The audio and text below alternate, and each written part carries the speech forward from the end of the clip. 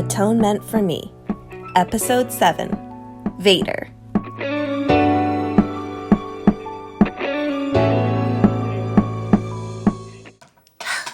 He's so huffily. He's just so huffily. Hey, Magical Misfits. It's Kaidain Ivy, and welcome to Atonement for Me. So in previous episodes, if you happen to be following, we covered some pretty broad and heavy topics. So we're going to bring it back a little bit more personal and introduce one of the biggest, I guess, people in my life, and definitely a huge influencer on my designs, would be my dog, Vader. And yes, he considers himself a human, so I guess he counts as people. Yes, I'm talking about you, buddy. He's just sitting there judging me. It's fine. I've had Vader since he was a puppy, so we've definitely gone through a lot together. And he was my isolation buddy, so he had to deal with me during quarantine. And I guess he deserves a lot of treats for that. He'll definitely tell you that he deserves a lot of treats for that because he's a very opinionated dog. Anybody who's ever met him. He's very gentle, he's very loving, but he likes what he likes and he'll let you know. So I hadn't planned on getting a dog when I suddenly ended up with Vader. I don't even know if I should be putting this on the internet, but here we go. So, my partner and I in Toronto were living together, and he said he needed his space and that he was going to find a new place. And I said, okay, that's cool. Just leave your keys sometime this week and have at her. I went to work. I came home planning all the things that I was going to do with my new solitary apartment. And when I got home, he was asleep on the couch. And he looked at me and said, I think we should get a puppy. And me not expecting him to be in the apartment when I got home, and the first thing he says to me is, we need to get a puppy. I'm tired. I've been at work and you've just flip-flopped on a major life decision already. So, okay, sure, let's get a puppy. You want a puppy, we can get a puppy. I didn't actually think that this was going to be a thing that was going to transpire. And within hours, baby Vader was on my lap. So I got home and I was just sitting there looking at this puppy thinking, oh my God, what do I do now? I now have a puppy. And my partner said to me, well, you know, this means that we need to get a house now. I'm sorry, you were leaving like 24 hours ago, and now we have a dog, and suddenly now we need a house? So that's how Vader fell into my lap. And for the first 6 months of his life, cutest little thing you've ever seen, but I was so terrified to fall in love with him because I was convinced that any time my ex got flustered, he would say, no, we have to get rid of the dog. We're not keeping him. We just can't do this. We're going to get rid of him. And he would say that almost daily. So I didn't want to get attached to this little helpless critter who was reliant on us, and he just got him on a whim and then wanted to get rid of him. And I didn't want to form such a huge attachment to him that a piece of my heart would be ripped out when I lost him. And over time, that eased away, and just the dog that he is, I felt so in love with that little critter. And when our relationship ended, I ended up having to leave everything behind, including Vader. And I was crying on my friend's couch, and I was just hysterical. And their sister came in and asked what was wrong, and they explained that my relationship had fallen apart. And she said, "Oh, don't even worry. He wasn't that great. Like, you deserve so much better." And I just looked at in horror and said, "Not him, my dog. I miss my dog." And she just looked at me and went, oh, I am so sorry. Yeah, I'm sorry about that. And the most heartbreaking thing for me was considering my life without him, because he'd always been there and we included him in everything. So I moved to Halifax, and suddenly my ex couldn't take care of Vader anymore and was messaging me, telling me that he was going to have to be put down or that he was going to give him away. And I messaged him begging for him, "I want my dog, please. I want my dog back." So he packed up Vader and drove him across the country, dropped him off at my house in Halifax, stayed the night, and drove all the way back. Good thing Vader loves cars, because he really likes car rides. But he got driven from one side of the country to the other. And I was really worried that in the time that I hadn't seen him, that he wouldn't remember me. But he was so excited to see me, and he settled in and just made himself at home. And it was everything to me to get my dog back. And everybody who knows me and interacted with me around that time knows how hard I fought to get my dog back. Of course, nothing is easy in my life, and nothing follows a straight and narrow. So a year later, I got sued for the dog by my ex. Yep. He'd driven him halfway across the country, and a year later decides to sue me for custody of the dog and the emotional damages for being without him. That was honestly one of the most stressful things that I can remember, because it was compounded with my partner at the time being a drug addict and stealing everything that I had. And then my ex was suing me for the dog that was my life, as well as emotional damages. I can't even pay rent at this point. I was freaking out. And it was a month-long process. But I finally won the case, and Vader was finally with me, and he was permanently with me.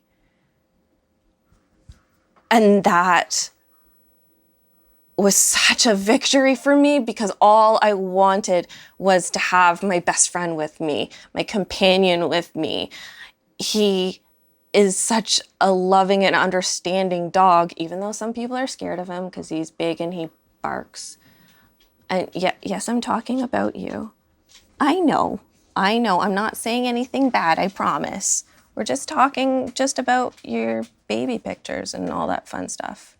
Embarrassing, because I'm your mom, I know. But He just knows when people are upset, and he just wants to make people happy. He just wants to be included in everything. And he taught me to love and care for him. And he taught me so much joy and how to just enjoy the little things. He loves snow. It's one of his greatest pleasures.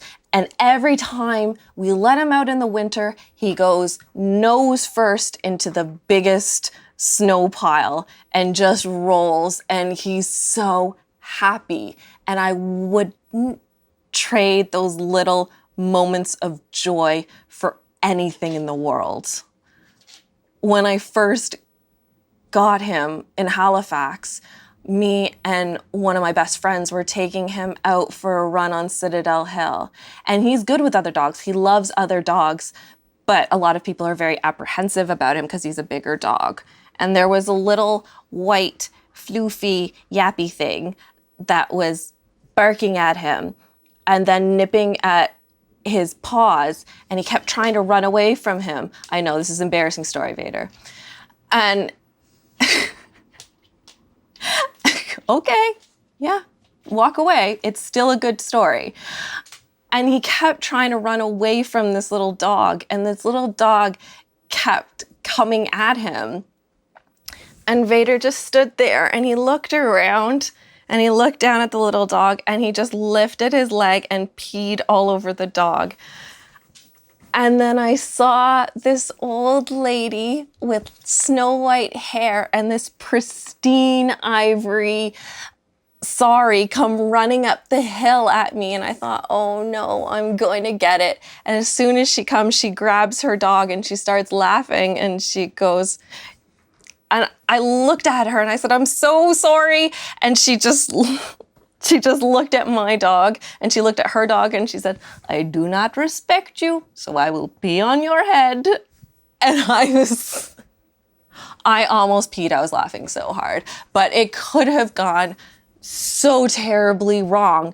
But he is that kind, gentle soul who just had to figure out a nonviolent way of getting this little yappy thing to stop nipping at him. He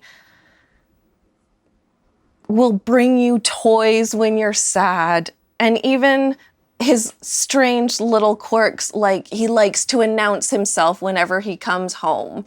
As soon as we get in for a walk, the first thing he does is run up the stairs and ow, because he has to announce himself when he comes into a room. He's got such a personality, and he's so full of life that I couldn't imagine my life without him. We've been through so many good times and so many terrible times together. He saved me. I was coming to terms with being brutally abused in a relationship and coming to terms with my partner being a drug addict and stealing everything that I had and working 60 hours a week at 2 jobs just to make ends meet. And everything was awful. Just, I didn't see any way out. And I tried a couple times to kill myself. And I had friends rescue me. But so did Vader. And he gave me a reason to continue when I had given up. And all those days where I was suffering from crippling, debilitating depression, and I couldn't move, I couldn't function. I couldn't even cry. And this little nose would come up at the side of the bed, and these two little beady eyes just looking at me like, well, hello, Holmes. Hello, it's me. It's me, Vader. Are we going to have an adventure today? And yes, I do have a Vader voice because I talk for him sometimes. But he just wanted me to keep going for him. And seeing that love, that acceptance was so validating and so precious to me.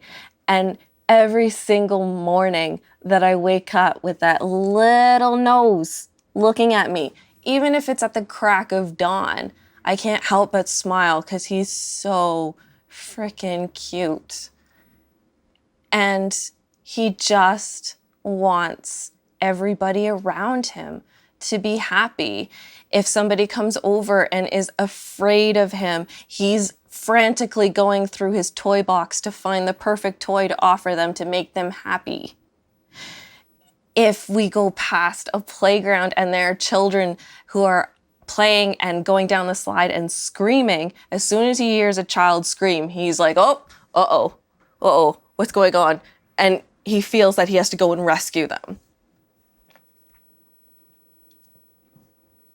He's just so pure.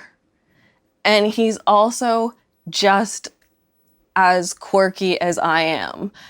And I don't know which of us got whose personality traits, because I'm sure we've intermingled at this point. But he's my buddy. He likes to dress up because it makes him feel fancy. He likes to watch musicals. He doesn't like Law and Order. Every time he hears the theme music for Law and Order, he'll get really huffily and he'll walk away and he'll actually leave. And then when he hears the closing credits, he'll come and peek his nose and like, are we done yet? Are we going to watch something interesting?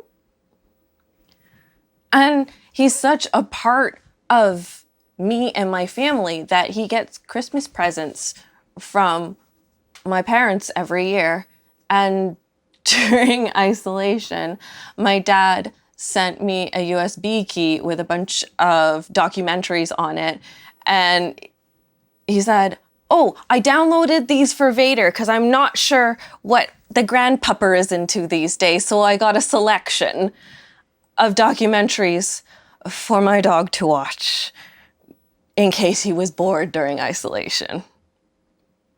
And just recently, we got another one with movies that my dad had downloaded that might interest the dog, including some in black and white because he knows that he's a dog and that he might enjoy the contrast of being able to see everything in gray.